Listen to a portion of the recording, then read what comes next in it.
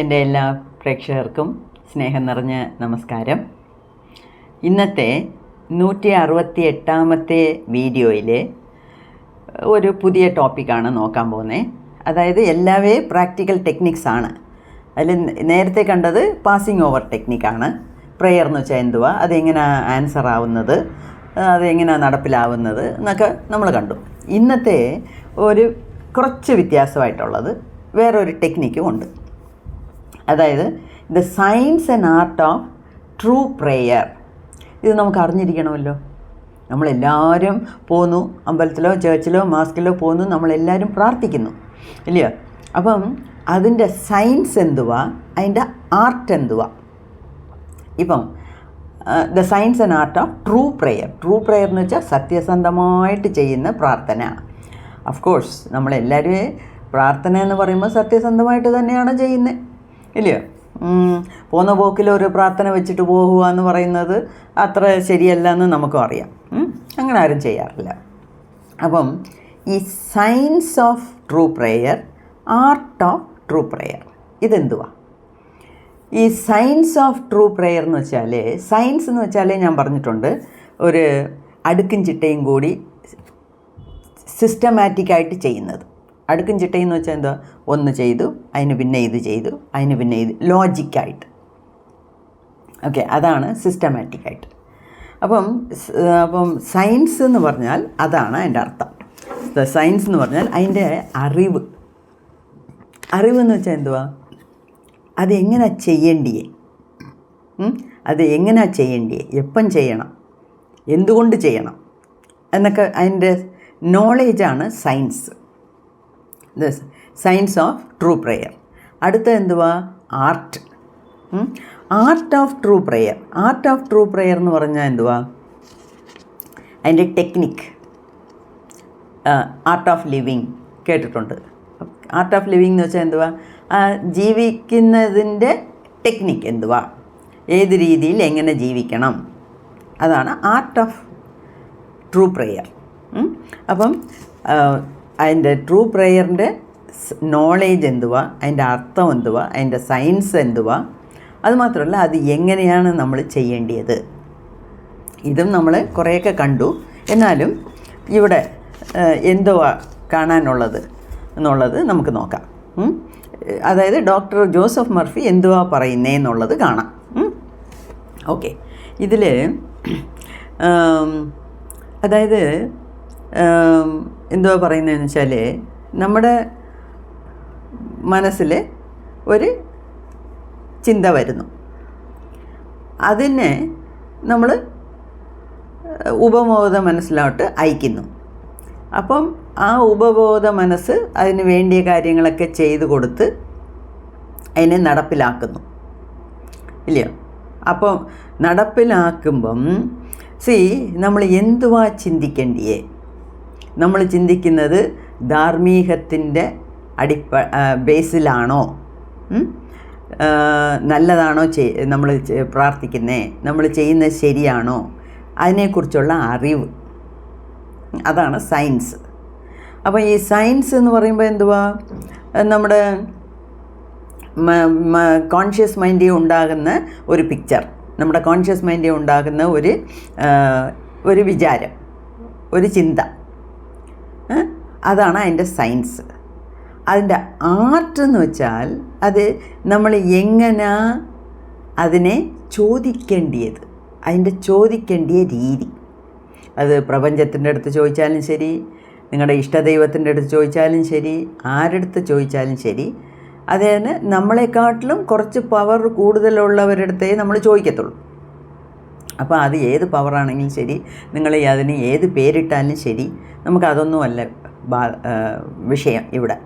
ഇവിടെ അത് ഏത് രീതിയിൽ ചോദിക്കണം. ഞാൻ ഒരു രീതി കഴിഞ്ഞ വീഡിയോയിലേ പറഞ്ഞു, പ്രാർത്ഥിക്കുമ്പം ദയവ് ചെയ്ത് ഇനി എങ്കിലും ശബ്ദമിട്ട് പ്രാർത്ഥിക്കരുത്, മനസ്സിനകത്തെ പ്രാർത്ഥിക്കാവൂ. എന്താ വെച്ചാൽ സൈലൻറ്റ് പ്രെയറിന് ശബ്ദമിട്ട് പ്രാർത്ഥിക്കുന്നതിനെ കാട്ടിലും 1000 മടങ്ങ് പവറുണ്ട്. അത്രയും ശക്തിയോടുകൂടി അത് പ്രപഞ്ചത്തിൽ പോയി പെട്ട് തെറിച്ച് തിരിച്ചു വരും. അപ്പം തിരിച്ചു വരുമ്പോൾ അത് നടന്നാൽ സന്തോഷം, അത്രയേ ഉള്ളൂ. ഓക്കെ, ഇതാണ് അതിൻ്റെ ടെക്നിക്ക്, അതിൻ്റെ ആർട്ട്. അതിൽ ഈ മാത്യൂസ് 7:7 അതിൽ പറഞ്ഞിരിക്കുന്നത് ask and it shall be given U, seek and ye shall find, knock and it shall be opened unto you. ഇത് നിങ്ങൾ ചോദിക്ക്, നിങ്ങൾക്ക് കിട്ടും. നിങ്ങൾ തേടിയാൽ അത് നിങ്ങൾക്ക് കിട്ടും. നിങ്ങൾ തട്ടിയാൽ ആ കതവ് തുറക്കും. ഇത് ജീസസ് പറഞ്ഞതാണ്, ബൈബിളിൽ വരുന്നതാണ്. വളരെ ഫേമസ് ആയിട്ടുള്ള വാചകങ്ങളാണ്. ഇത് പാട്ടായിട്ട് വന്നിട്ടുണ്ട്. ഇത് കൊച്ചിലെന്ന് വെച്ചാൽ ഒരു 10 വയസ്സിനുള്ളിൽ 7-8 വയസ്സൊക്കെ ആയ സമയത്ത് അപ്പോഴൊക്കെ ഈ ലൗഡ് സ്പീക്കറിലാണ് പാട്ടുകൾ വയ്ക്കുന്നത്. അത് ചർച്ചിലാണെങ്കിലും ശരി, നമ്മുടെ ഈ തിരുവിഴ എന്ന് പറയും. അപ്പോഴൊക്കെ ഞാൻ തമിഴ്നാട്ടിലായിരുന്നല്ലോ. അപ്പം ഈ ഓരോ ഫങ്ഷനും, അമ്പലത്തിലുള്ള ഫങ്ഷനും ഒക്കെ ലൗഡ് സ്പീക്കറിലാണ് പാട്ട് വയ്ക്കുന്നത്. അതിൽ ഈ പാട്ട്, കേളുങ്ങൾ തരപ്പെടും, തട്ടുങ്ങൾ തിറക്കപ്പെടും, തേടുങ്ങൾ കിടയ്ക്കുമെൻ്റാർ, യേശു തേടുങ്ങൾ കിടയ്ക്കുമെൻ്റാർ. ഞാൻ വലിയ പാട്ടുകാരിയൊന്നുമല്ല, എന്നാലും എൻ്റെ ആ വാക്കുകളോട്, ആ പാട്ടിനോടുള്ള ഇഷ്ടം കൊണ്ട് ഞാൻ പാടിപ്പോയെന്നേ ഉള്ളൂ. എനിക്ക് മറക്കാൻ കഴിയാത്ത ഒരു പാട്ടാണ് ഇത്. ഞാൻ അപ്പം ആലോചിക്കും, എന്നുവെച്ചാൽ ഭയങ്കര സൗണ്ടിലാണ് ലൗഡ് സ്പീക്കറിൽ പാട്ട് കേൾക്കുമ്പോഴേ വീട്ടിനകത്തിരുന്നാലും ഈ ശബ്ദം ഇങ്ങനെ കാതി വന്ന് വീഴും. അപ്പം ഞാൻ കുറേ പാട്ടുകൾ ഇങ്ങനെ കേട്ട് പഠിച്ചു. അപ്പം എന്തുവാ, കേളുങ്ങൾ തരപ്പെടും. അപ്പം നിങ്ങൾ കേട്ടാൽ നിങ്ങൾക്ക് കിട്ടും, നിങ്ങൾക്ക് തരപ്പെടും എന്ന് വെച്ചാൽ നിങ്ങൾക്ക് കിട്ടും. തേടിയാൽ കിട്ടും. കതവ് അടച്ചിരിക്കുന്നു, അതിനെ തട്ടിയാൽ തുറക്കും. ഇതെന്തുവാ ഇങ്ങനെ, കേട്ടാൽ തരും, തേടിയാൽ കിട്ടും, തട്ടിയാൽ തുറക്കും, കതവ് തട്ടുന്ന കതവ് എന്തൊക്കെയോ എൻ്റെ മനസ്സിൽ. പക്ഷേ ഈ 3 സെൻറ്റൻസും എൻ്റെ മനസ്സിൽ അങ്ങനെ പതിഞ്ഞതാണ്. എപ്പോഴും അതിനെക്കുറിച്ച് ചിന്തിക്കും. ഞാൻ ഇന്ന് ജസ്റ്റ് ഈ വീഡിയോ ഇടുന്നതിന് മുമ്പേ ഞാൻ ഈ പാട്ടും കൂടെ ഈ ബാക്ക്ഗ്രൗണ്ടിൽ ഇട്ടാലോ ഒന്ന് നോക്കി ഞാൻ ഗൂഗിളിൽ പോയി സെർച്ച് ചെയ്തപ്പോൾ അതേ പാട്ട് കിടപ്പുണ്ട്. അതുമാത്രമല്ല, ഇപ്പം ഞാൻ താമസിക്കുന്ന വീട്ടിൻ്റെ ഓപ്പോസിറ്റിൽ ഒരു കപ്പലണ്ടി കടയുണ്ട്. അതിൻ്റെ ഓണർ ക്രിസ്ത്യനാണ്. ദിവസവും ഈ പാട്ട് രാവിലെ ഇടും. കുറേ ആദ്യം സോങ്സൊക്കെ ഇടും, ക്രിസ്ത്യൻ സോങ്സൊക്കെ ഇടും, പിന്നെ സിനിമാ പാട്ടൊക്കെയാണ് ഇടുന്നത്. പക്ഷേ ഈ പാട്ട് ദിവസവും ഇടും. ഇതുപോലെ 4-5 പാട്ടുകളുണ്ട് ചർച്ചിൽ, അതായത് ക്രിസ്ത്യൻ പാട്ടുകൾ, അതായത് ജീസസ് ഇപ്പോൾ പറഞ്ഞതൊക്കെ ആയിട്ട്. എല്ലാ പാട്ടും എനിക്കിഷ്ടമാണ്. അതിൻ്റെ അർത്ഥം അപ്പം എനിക്ക് മനസ്സിലായില്ല, പക്ഷേ ഇപ്പം നമുക്ക് ഈ 100% മനസ്സിലായി ഈ 3 വാക്യങ്ങളും എന്തൊക്കെയാണ് നമുക്ക് പറഞ്ഞു തരുന്നതെന്നുള്ളത്. അപ്പം നമ്മൾ ചോദിച്ചാലേ തരത്തുള്ളൂ. അതാണ് പറഞ്ഞ് ഇത് പറയുമല്ലോ, കരയുന്ന കുട്ടിക്കേ പാലുള്ളൂ എന്ന് പറയുന്ന പോലെ, കരയുന്ന കുഞ്ഞിനെ പാലുള്ളൂ എന്ന് പറയുന്ന പോലെ നമ്മൾ കേട്ടാലേ ദൈവം തരത്തുള്ളൂ. അതിന് ഇതിൻ്റെ ഒരു റെഫറൻസ് ഭഗവത്ഗീതയിലുണ്ട്. ഞാൻ എന്തിനാ കൃഷ്ണ, നീ എല്ലാം അറിഞ്ഞവനല്ലയോ, എൻ്റെ ആവശ്യങ്ങൾ എന്തുവാന്ന് എനിക്കറിയാമല്ലോ, പിന്നെ ഞാൻ എന്തിനാണ് കേൾക്കുന്നത് എന്ന് പറഞ്ഞപ്പോഴാണ് കൃഷ്ണൻ പറഞ്ഞേ, എനിക്കെല്ലാം അറിയാം, പക്ഷേ നിനക്ക് എന്ത് വേണമെന്നുള്ളത് നീ ചോദിയിട്ട് അപ്പം ഞാനത് തരും എന്ന് പറഞ്ഞതുപോലെയാണ് ഇവിടെ. അതുപോലെ തേടിയാൽ നിനക്ക് കണ്ടെത്താം. ഇതും എൻ്റെ ലൈഫിൽ വളരെ ഒരുപാട് കാര്യങ്ങളിൽ നടന്നിട്ടുണ്ട്. അത് വേറൊന്നുമല്ല, ഇപ്പോൾ ഏതെങ്കിലും ഒരു ഡീപ്പായിട്ട് എന്തെങ്കിലും വായിക്കുന്നു, അതിൽ ഇതെന്താ ഇങ്ങനെ പറയുന്നേ, ഇതിൻ്റെ ആൻസർ എന്തുവാ, ഇതെന്താ ഇങ്ങനെ എന്ന് നമ്മൾ ഇരുന്ന് ചിന്തിക്കുമല്ലോ. ജോലിയൊക്കെ ചെയ്തുകൊണ്ടിരുന്നാലും മനസ്സിങ്ങനെ അതിനെക്കുറിച്ച് ചിന്തിക്കുമല്ലോ. ചിന്തിച്ചാൽ വിതിൻ 2 days എനിക്ക് അതിൻ്റെ ആൻസർ കിട്ടിയിരിക്കും. അത് വേറെ ആരെങ്കിലും സംസാരിക്കുന്നതായിരിക്കാം, ബുക്കിൽ വായിക്കുന്നതായിരിക്കാം, അല്ലെങ്കിൽ യൂട്യൂബിലായിരിക്കാം, അല്ലെങ്കിൽ എങ്ങനെയെങ്കിലും എൻ്റെ ഡൗട്ടിന് ഈ ദൈവസഹായിച്ച് ഇപ്പം വലിയ ഡൗട്ട്സ് ഒന്നും ഇല്ല എന്ന് വെച്ചാൽ ഞാൻ എല്ലാം അറിഞ്ഞ മേധാവിയാന്നല്ല ഞാൻ പറയുന്നത്. നമുക്ക് ജീവിതം എന്തുവാന്ന് മനസ്സിലായി. ഇനി വലിയ വലിയ ഡൗട്ട്സ് ഒന്നും വരാനില്ല. എന്നാലും ഈ ചെറിയ ചെറിയ ടെക്നിക്സൊക്കെ പറയുമ്പം അതെന്താ അങ്ങനെ, ഇതെന്താ ഇങ്ങനെ എന്നൊക്കെ നമ്മൾ ചോദിച്ചാൽ ഞാൻ ഒരുപാട് പ്രാവശ്യം കണ്ടിട്ടുണ്ട്. അന്ന് അല്ലെങ്കിൽ അടുത്ത ദിവസത്തിനകം എനിക്ക് അതിൻ്റെ ആൻസർ കിട്ടിയിരിക്കും. പിന്നെ തട്ടുങ്ങൾ തിറക്കപ്പെടും എന്ന് വെച്ചാൽ നമ്മൾ ഏതൊരു സന്ദർഭം ഒന്ന് ഉണ്ടാകണമെങ്കിൽ നമ്മൾ അതിന് വേണ്ടി മെനക്കെടണം. ഒരു കൈയും കെട്ടി വീട്ടിൽ ഇരുന്നുകൊണ്ട് എനിക്ക് നല്ല ഒരു ജോലി കിട്ടണം, ഞാൻ നാളെ ജർമ്മനിയിൽ പോയി ആയിരിക്കും ജോലി ചെയ്യുന്നതെന്ന് പകൽ സ്വപ്നം കണ്ടുകൊണ്ടിരുന്നിട്ട് നടക്കത്തില്ല. ആദ്യം അതിനു വേണ്ടി നമ്മൾ പ്രയത്നിക്കണം, അതിന് വേണ്ടി കാര്യങ്ങളെല്ലാം ചെയ്യണം. അതിന് പിന്നെ പകൽ സ്വപ്നം കണ്ടാൽ അത് നടക്കും, അത് വേറെ കാര്യം. ഓക്കെ, നമ്മൾ ഒരു ശ്രമവും എടുക്കാതെ നമ്മുടെ ഭാഗത്തുനിന്ന് ഒന്നും ചെയ്യാതെ ഇരുന്നുകൊണ്ട് സ്വപ്നം കണ്ടുകൊണ്ടിരുന്നതുകൊണ്ട് അത് നടക്കാൻ പോകുന്നില്ല. അതായത് ഒരു കതവ് അടയ്ക്കുമ്പം ഇനിയൊരു കതവ് തുറക്കും എന്ന് പറയുന്നു. പക്ഷേ കതവ് തുറക്കാൻ നമ്മൾ പോയി അതിന് തട്ടണം, അപ്പോഴേ അത് തുറക്കത്തുള്ളൂ. അതാണ് താൻ ബാധി ദൈവം ബാധി എന്ന് പറയുന്നത്. ഓക്കെ, സോ ഇതിലെല്ലാം അർത്ഥമുണ്ട്. ഇപ്പം എങ്ങനെ കേൾക്കണം? ശരി, കേട്ടാൽ തരുമെന്ന് പറയുന്നു. Ask and it shall be given to you. ചോദിച്ചാൽ തരും. അപ്പോൾ നമ്മൾ ചോദിക്കുന്നതെല്ലാം തരുമോ? ഇല്ല. അത് എൻ്റെ ജീവിതത്തിലും ഒരു ചില കാര്യങ്ങളൊക്കെ നടന്നിട്ടുണ്ട്. ഇപ്പം ഈ ബുക്ക് റിവ്യൂവിൽ വേണ്ട, എന്നെങ്കിലും ഒരു ദിവസം വേറെ കാര്യങ്ങൾ വെറുതെ അല്ല, വേറെ ഏതെങ്കിലും കാര്യങ്ങളായിട്ട് പറയുമ്പം ഞാൻ പറയും ചില കാര്യങ്ങളൊക്കെ എൻ്റെ ജീവിതത്തിൽ ആഗ്രഹിച്ചത് 1-2 കാര്യങ്ങൾ തല കുത്തി നിന്നിട്ടും നടന്നില്ല. അപ്പോൾ അതിൻ്റെ അർത്ഥം എന്തുവാ? അത് നടക്കാനുള്ള വിധിയില്ല, അത്രയേ ഉള്ളൂ.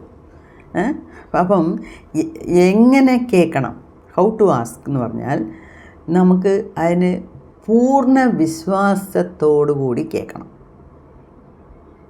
100% ബിലീഫ് വേണം. അതുമാത്രമല്ല, നമുക്ക് അത് നടന്നതുപോലെ നമ്മൾ നമ്മുടെ മനക്കണ്ണുകൊണ്ട് കാണണം. ഓക്കെ, മൈൻഡ്സ് ഐയിൽ വെച്ച് കാണണം. അതായത് നമ്മൾ പ്രാർത്ഥിക്കുന്നത് പോലും മനസ്സിലാണ് നടക്കുന്നത്, ഇല്ലയോ? എല്ലാം മനസ്സിലാണ് നടക്കുന്നത്. മനസ്സ് എന്ന് പറയുമ്പോൾ നമ്മുടെ കോൺഷ്യസ് മൈൻഡിൽ നടക്കുന്നതാണ്. അത് പിന്നെയാണ് സബ് കോൺഷ്യസ് മൈൻഡിലോട്ട് പോകുന്നത്. അപ്പോൾ ഈ കോൺഷ്യസ് മൈൻഡിൽ കോൺഷ്യസായിട്ട് നമ്മൾ ചോദിക്കുമ്പം ഇത് നടക്കുമോ നടക്കത്തില്ലയോ, എന്തായാലും ഒരു പ്രാർത്ഥന ഇട്ട് വയ്ക്കാം, എന്തായാലും 2 നാരങ്ങ വിളക്ക് കത്തിക്കാം, നടക്കുന്നെങ്കിൽ നടക്കട്ടെ, അങ്ങനെയല്ല. അങ്ങനെ ചെയ്ത് ഒരു തീവ്രത വേണം. എനിക്ക് നടക്കും, ഇത് നടക്കണം, ഇത് വേണം എന്ന് 100% 100% ഉറപ്പോടുകൂടി നമ്മൾ ചോദിച്ചാൽ കിട്ടും. എവിടെ നമുക്കൊരു ചെറിയ ചാഞ്ചാട്ടം ഉണ്ടോ, ഒരു സംശയമുണ്ടോ, ഇത് നടക്കുമോ നടക്കത്തില്ലയോ, നടന്നാൽ നടക്കട്ടെ, നടന്നില്ലെങ്കിലും ഓക്കെ, എന്നൊക്കെ ഉണ്ടെങ്കിൽ അത് നടക്കത്തില്ല.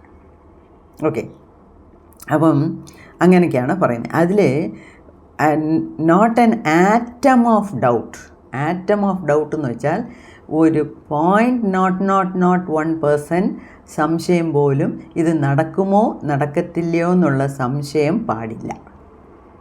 അത്രയ്ക്കൊരു ഉറച്ച വിശ്വാസത്തോടു കൂടി ഇത് നടക്കും, ഇതെൻ്റെ ആഗ്രഹമാണ്, ഇതെൻ്റെ പ്രാർത്ഥനയാണ്, ഇത് നടക്കും എന്ന് വിചാരിച്ച് ചെയ്താൽ നടക്കും. ഓക്കെ, അപ്പം ഇതിലെന്തോ പറയുന്നതെന്ന് വെച്ചാൽ തിരിച്ചും അത് തന്നെയാണ് പറയുന്നത്. Art and science of true prayer എന്ന് പറയുന്നത് എന്തുവാ? കംപ്ലീറ്റ് കോൺഫിഡൻസ് എന്ന് വെച്ചാൽ ഉറച്ച വിശ്വാസം വേണം. അപ്പം നമ്മൾ കോൺഷ്യസ് ലെവലിൽ വിചാരിക്കുന്നത് സബ് കോൺഷ്യസ് ലെവലിൽ പോകുമ്പം അതിന് റിസൾട്ട് കിട്ടും എന്നാണ് പറയുന്നത്. അപ്പം ഇന്നത്തെ വീഡിയോയിൽ കാണാൻ പോകുന്ന ടെക്നിക്ക് ദ വിഷ്വലൈസേഷൻ ടെക്നിക്ക്. ഇത് ഇപ്പം ഒരുപാട് സ്ഥലത്ത് നടക്കുന്നതും, അതായത് പറഞ്ഞു കൊടുക്കുന്നതൊക്കെ ഒരുപാട് വീഡിയോകൾ യൂട്യൂബിൽ കിടപ്പുണ്ട്.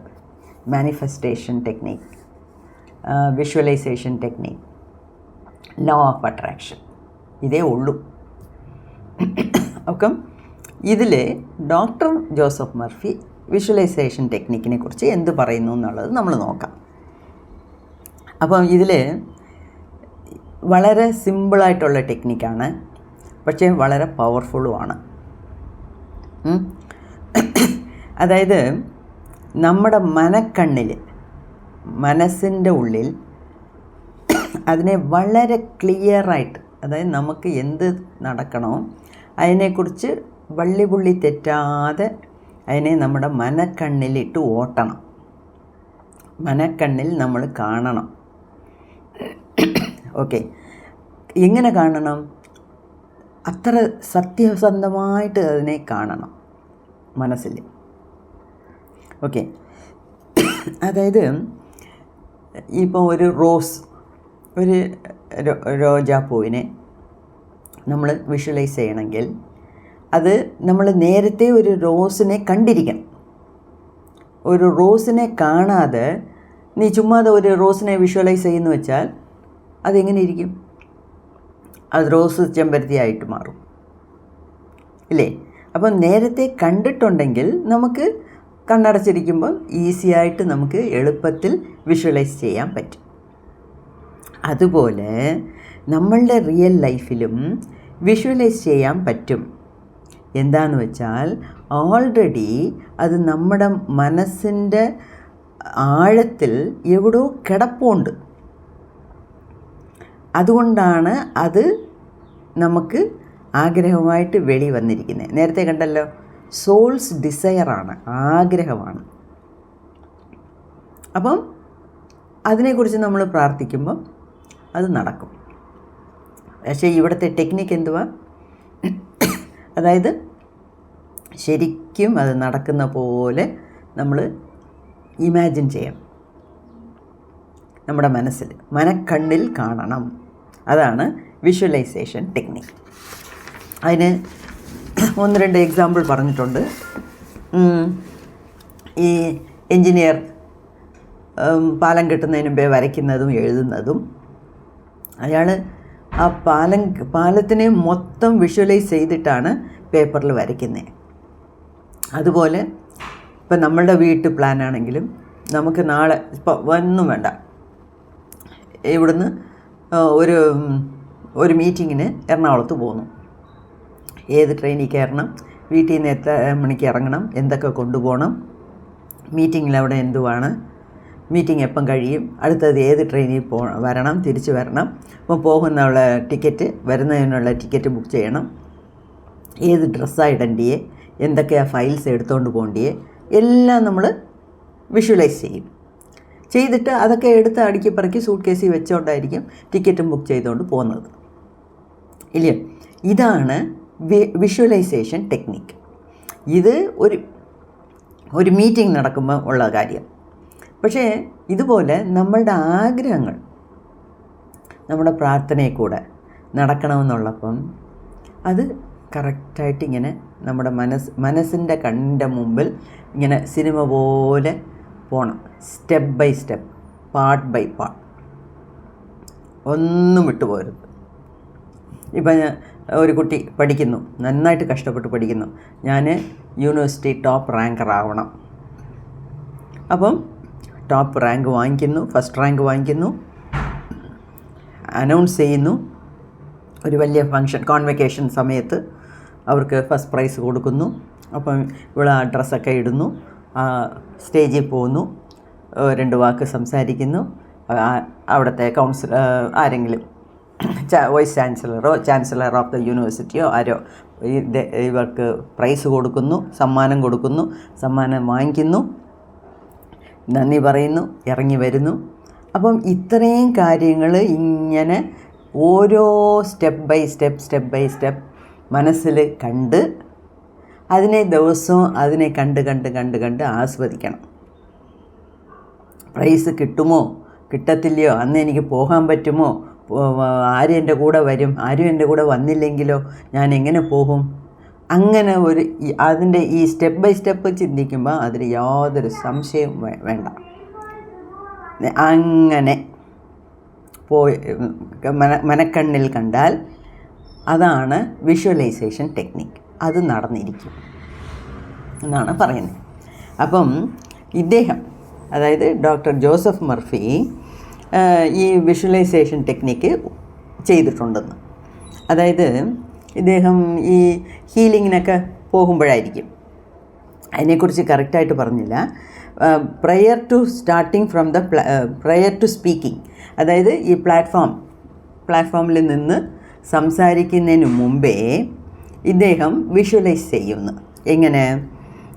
ഒരുപാട് പേര് അവരുടെ അസുഖങ്ങളൊക്കെ മാറുന്ന പോലെയും അവരുടെ മുഖത്തുള്ള സന്തോഷവും ചിരിയും സമാധാനവും ഓരോരുത്തരും ഓരോ രീതിയിൽ അതിനെ എക്സ്പ്രസ് ചെയ്യുന്ന പോലെയും ഒരുപാട് പേര് ഇദ്ദേഹത്തിൻ്റെ അടുത്ത് വന്ന് നന്ദി പറയുകയും വളരെ ഹാപ്പി ആയിട്ട് തിരിച്ചു പോകുന്ന പോലെയും ഒക്കെ ഇദ്ദേഹം ഇരുന്ന് വിഷ്വലൈസ് ചെയ്യും.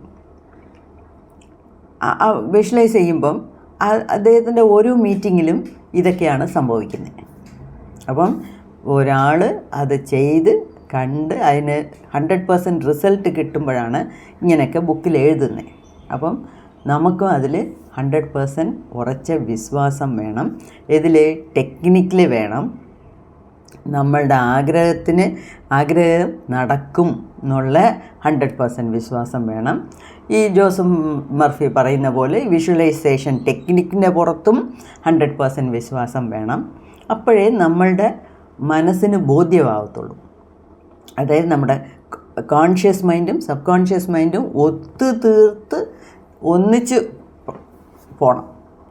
കോൺഷ്യസ് മൈൻഡ് ഒന്ന് വിചാരിക്കുന്നു, അതിൽ തന്നെ ഒരു 100 ചോദ്യങ്ങൾ വരുന്നു, 100 സംശയങ്ങൾ വരുന്നു, ഇതൊക്കെ എവിടെ നടക്കാൻ പോകുന്നു എന്ന്, not an atom of doubt. അങ്ങനെ ഒരു ചെറിയ എള്ള് ഏഴായിട്ട് കയറിയെന്ന് പറയത്തില്ലേ, അതുപോലെ ചെറിയ ഒരു അംശം പോലും സംശയം പാടില്ല. അങ്ങനെ നമ്മൾ സ്റ്റെപ്പ് ബൈ സ്റ്റെപ്പ് മനക്കണ്ണിൽ ഇങ്ങനെ ഈ സിനിമയിൽ കൂടുന്ന പോലെ ഇങ്ങനെ കണ്ടുകൊണ്ടിരുന്ന് അത് എപ്പോഴും ചെയ്യണം. ഒരു ദിവസം ഒരു പ്രാവശ്യം അല്ലെങ്കിൽ 2 പ്രാവശ്യം, എസ്പെഷ്യലി കിടക്കുന്നതിന് മുമ്പേ അല്ലെങ്കിൽ രാവിലെ എണ്ണിച്ച ഉടനെ ഇതൊക്കെ ചെയ്യുമ്പം അത് അങ്ങനെ നമ്മുടെ ഉപബോധ മനസ്സിനോട്ടോട്ട് ഇറങ്ങി നിൽക്കും. ബാക്കി infinite intelligence of the sub conscious mind അത് നടത്തിക്കോളും. നമ്മുടെ ഉപബോധ മനസ്സിൻ്റെ പവർ കൊണ്ട് അത് നടത്തിത്തരും. അതാണ് ഈ വിഷ്വലൈസേഷൻ ടെക്നിക്ക്. ഓക്കെ, സോ ഇത് 2ാമത്തെ ടെക്നിക്കാണ്. അപ്പം ഇതെല്ലാം ഒന്ന് നോട്ട്ബുക്കിലൊന്ന് കുറിച്ചിടുക. പിന്നെ നമുക്ക് നോക്കാം. എന്താ പറഞ്ഞത് മനസ്സിലായിരിക്കുമെന്ന് വിചാരിക്കുന്നു. നമ്മളുടെ എല്ലാ ആഗ്രഹങ്ങളും, നല്ലതായിട്ടുള്ള എല്ലാ ആഗ്രഹങ്ങളും ദൈവം സാധിച്ചു തരട്ടെ എന്ന് പ്രാർത്ഥിക്കും.